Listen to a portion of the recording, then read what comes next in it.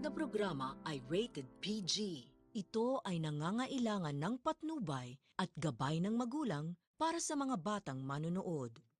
In this video, we will show you how to disassemble and assemble a computer system unit. But before that, I want to introduce to you the members of this group. First, Stephen Khylle BONGULTO. Next is Joshua GNILO.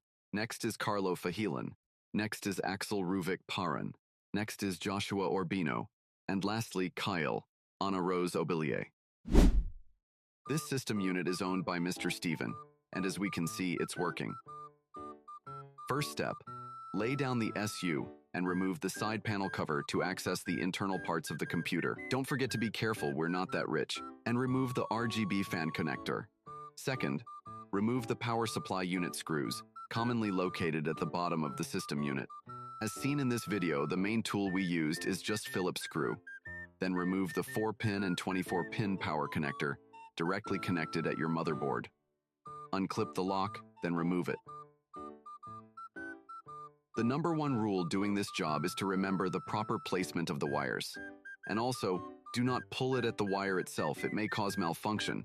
Then remove the connector connected at your hard disk drive to completely free the PSU. Don't mind Mr. Stephen's face. It's ugly like Mr. Khylle. Second step, remove the other side panel cover to easily access the HDD screw. This PC don't have solid state drive only.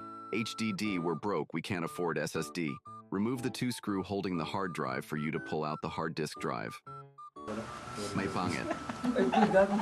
Third step, gently pull all the connectors that are connected to the motherboard and remember the proper placement of the wirings. Fourth step, to remove the motherboard, gently unscrew all of the screws using Phillips screw. Don't mess with the screws, it may fall or misplace. Put it in a small container labeled "if you have time." Count the screws so we can't have excess screw after doing this. Well done, mate. Pull out the motherboard because we still have things to do. Put it on a flat surface to avoid damage. Look at this masterpiece, but it's not done yet. Fifth step, gently remove the CPU fan with heatsink and its corresponding 3-pin connector, so we can access the RAM. If you have money, buy thermal paste, mate. Sixth step, pull out the random access memory by unlocking it side by side. And done.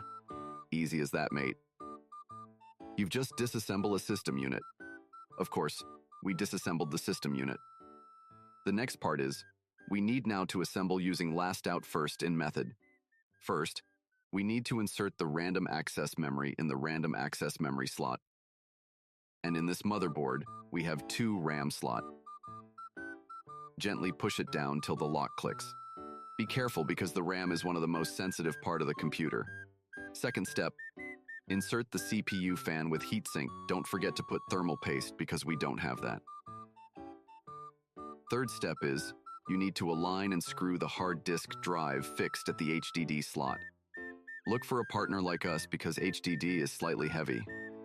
Fourth step, gently put the motherboard in place and make sure that the ports are aligned correctly.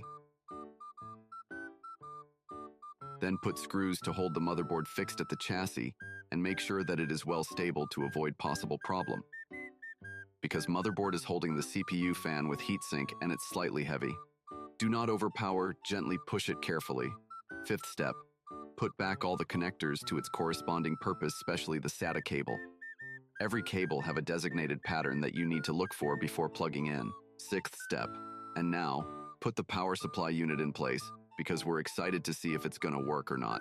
Mount the power supply unit with 4 screws using your Phillips screw.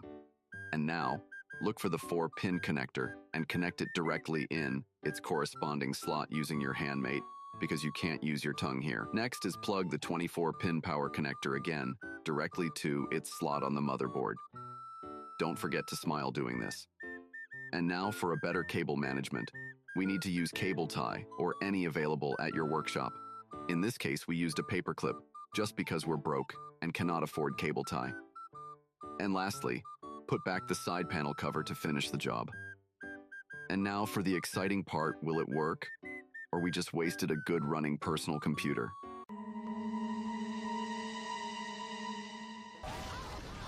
Just kidding, of course it worked. We're not that dumb, mate. Thanks for watching, like, and subscribe, my friend.